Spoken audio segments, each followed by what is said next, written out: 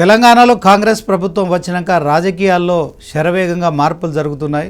ఒకవైపు 6 గ్యారెంటీలు అమలు చేయాలనే లక్ష్యంతో కాంగ్రెస్ ప్రభుత్వం మరి దూసుకెళ్తున్న నేపథ్యంలో తెలంగాణ రాష్ట్ర వ్యాప్తంగా 6 గ్యారెంటీలో మరి ముఖ్యంగా ఏదైతే రాహుల్ గాంధీ కామారెడ్డిలో డిక్లరేషన్ చేసిన విధంగా మరి బీసీలకు సంబంధించిన 42% రిజర్వేషన్ అమలు చేస్తామని చెప్పిన నేపథ్యంలోనే ఆ దిశగా ప్రభుత్వం గత కొంతకాలంగా అడుగులు ముందుకు వేస్తుంది. ఇదే క్రమంలో బీసీ రిజర్వేషన్పై ఇప్పటికే బీజేపీ కావచ్చు, అలాగే బీఆర్ఎస్ పలు అనుమానాలను వ్యక్తం చేస్తుంది. ఈ క్రమంలో బీసీకి సంబంధించిన రిజర్వేషన్ల విషయంలో 42% ఖచ్చితంగా అమలు చేసి తీరుతాము. ఇప్పటికీ అసెంబ్లీలో తీర్మానం చేశాము.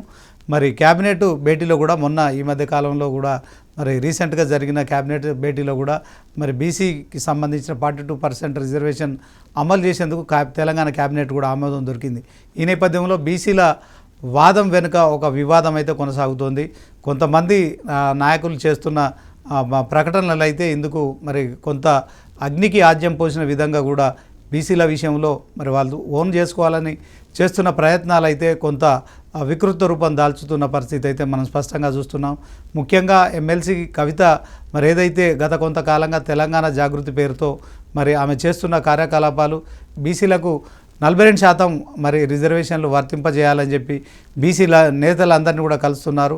ముఖ్యంగా మరి 30-40 ఏళ్ళుగా కూడా మరి బీసీల రిజర్వేషన్ల కోసం కొట్లాడుతున్న ఆర్ కృష్ణయ్య లాంటి వాళ్ళను కూడా కలవడం కావచ్చు, బీసీ సంఘాల నేతలతో కలిసి అనేక మార్లు రౌండ్ టేబుల్ సమావేశాలు నిర్వహించడం కావచ్చు, ఇవన్నీ కొంత మరి తెలంగాణ జాగృతి కావచ్చు ఆమె ఉనికిని కాపాడుకునే ప్రయత్నం అయితే చేస్తున్నారు. అదే క్రమంలో ఆమె మరి కొంత తొందరపడి కొన్ని ఆ పార్టీలో అంతర్గతంగా ఏదైతే జరుగుతున్న చర్చ ఉందో ఆ చర్చను ఆమె మరి నాన్న దేవుడు ఆయన చుట్టూ దయ్యాలు ఉన్నాయని చెప్పి కూడా అమెరికా నుంచి వచ్చిన తర్వాత చేసిన కామెంట్స్ ఏవైతున్నాయో బీఆర్ఎస్ పార్టీలో కలకలం సృష్టించాయి.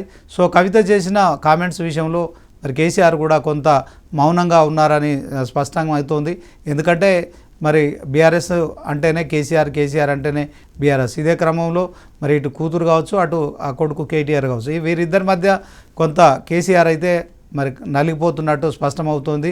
కవిత కామెంట్స్ చూసిన తర్వాత మరి ఇది మరింత బలం చేకూర్చిందని చెప్పుకోవచ్చు. ఇదే అంశంలో కవిత మరి చేసిన కామెంట్స్ కలకాలం రేపాయి బీఆర్ఎస్ పార్టీలో. సో నాయకులు అందరూ కూడా మరి కవితకు దూరంగా ఉన్నారు. పార్టీ కూడా కొన్ని రోజులు ఆమెను దూరం పెట్టారు. ఈ నేపథ్యంలో మరి తండ్రికి తాను లేఖలు రాయడం సహజమే. మరి మొన్న జరిగిన ఏదైతే బీఆర్ఎస్ రజతోత్సవ సభ ఉందో ఆ అంశంలో కూడా నేను తండ్రికి లేఖ రాశాను. దాంట్లో తండ్రి మాట్లాడిన మాటలు కావచ్చు, తర్వాత తనకు పూర్తి స్థాయిలో అంటే తనతో పాటు కార్యకర్తలు ఎవరికి కూడా పూర్తి స్థాయిలో మరి కొంత అసంతృప్తిని కలిగేస్తే ఇంకాస్త బీజేపీని కావచ్చు, తర్వాత కాంగ్రెస్ను గట్టిగా విమర్శించాల్సి ఉండేదని చెప్పి ఆమె చేసిన సూచనలు కావచ్చు. సో మొత్తానికి తెలంగాణ రాష్ట్ర ఉద్యమంలో కావచ్చు, తెలంగాణ ప్రత్యేక రాష్ట్ర ఉద్యమంలో కావచ్చు, 14 ఏళ్ళ సమయంలో కావచ్చు, తర్వాత 10 ఏళ్ళు బీఆర్ఎస్ అధికారంలో కావచ్చు, కేసీఆర్కు మరి ఆ పార్టీలో బీఆర్ఎస్ పార్టీలో నాడు టీఆర్ఎస్ పార్టీలో కావచ్చు, నేడు బీఆర్ఎస్ పార్టీలో ఎవరు కూడా ఎదురు చెప్పారు. అలాంటి సమయంలో మరి కూతురు కవిత ఇలాంటి లేఖలు రాస్తున్నానని చెప్పి ఆమె లేఖ బయటికి రావడం కావచ్చు, తర్వాత ఆ కలకలం సృష్టించిన సంగతి మనకు తెలిసిందే. సో కేసీఆర్కు మరి కవిత రాసిన లేఖ ఎలా బయటపడింది అనే దానిపై ఇప్పటివరకు ఒక స్పష్టత లేనప్పటికీ కూడా కవిత ఆ విషయాన్ని కూడా మరి ధృవీకరిస్తూ అమెరికా నుంచి వచ్చిన తర్వాత శంషాబాద్ ఎయిర్పోర్ట్లో మరి మాట్లాడుతూ తను రాసిన మాట నిజమేనని చెప్పి ఒప్పుకోవడం కావచ్చు, తాను రెగ్యులర్గా ఇలాంటి లేఖలు రాస్తానని చెప్పడం కావచ్చు, తర్వాత మరి నాన్న దేవుడు తర్వాత ఆయన చుట్టూ దయ్యాలు ఉన్నాయని చెప్పిన నేపథ్యంలో మరి ఆయన చుట్టూ ఉండే దయ్యాల్లో ముఖ్యంగా సంతోష్ కుమార్ కావచ్చు, హరీష్ రావు కావచ్చు, కేటీఆర్ కావచ్చు, వీళ్ళు ముగ్గురు ఆయనకు సన్నిహితంగా ఉంటారు. సో దీంట్లో మరి ఆమె చేసిన వ్యాఖ్యలు అయితే టీఆర్ఎస్ పార్టీలో మరి ఇటు కవిత ఒంటరిదైపోయిందనే ప్రచారం కూడా జరిగింది. ఇదే క్రమంలో మరి కవిత మాత్రం నాన్న దేవుడే, నాన్న కోసం ఎట్టి పరిస్థితుల్లో నేను ఖచ్చితంగా నాన్న వెనుకుంటాను, నాన్నపై ఈగ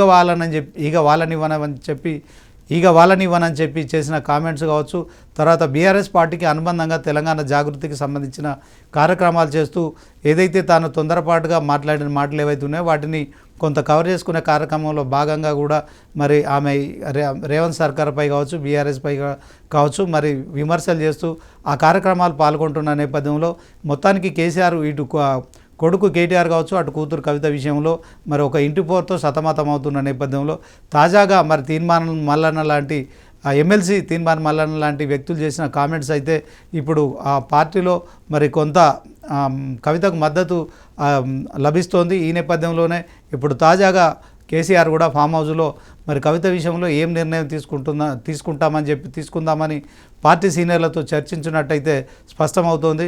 మొత్తానికి కవిత విషయంలో గత కొంతకాలంగా కూడా మరి సీనియర్ నాయకులు కావచ్చు, ఎమ్మెల్యేలు కావచ్చు, ఎంపీలు కావచ్చు, ఎమ్మెల్సీలు కావచ్చు, వీరెవరు కూడా మాజీ ఎంపీలు కావచ్చు, ఎవరు కూడా కవిత విషయంలో బాహటంగా ఆమెకు మద్దతు ప్రకటించట్లేదు. తర్వాత ఆమె పాల్గొన్న కార్యక్రమాల్లో కూడా పూర్తిగా ఎవరు కూడా మనస్ఫూర్తిగా పాల్గొనడం లేదు. కవితను మరి టీఆర్ఎస్ పార్టీ నుంచి కొంత పక్కకు పెట్టారనే ప్రచారం కూడా జరిగిన నేపథ్యంలో తాజాగా జరుగుతున్న పరిణామాల నేపథ్యంలో మొత్తానికైతే మరి కూతురు కవితపై తండ్రి కేసీఆర్ అయితే మరి ఒక ఆలోచన చేస్తున్నట్టయితే స్పష్టమవుతుంది. ఎందుకంటే ఇంటి పోరుతో సతమతం అవుతున్న కేసీఆర్ మరొకసారి కూడా కవిత విషయంలో మరి ఖచ్చితంగా ఆమెకు మద్దతు తెలిపే విషయం దిశగా కూడా ఆలోచిస్తున్నట్టు స్పష్టమవుతుంది.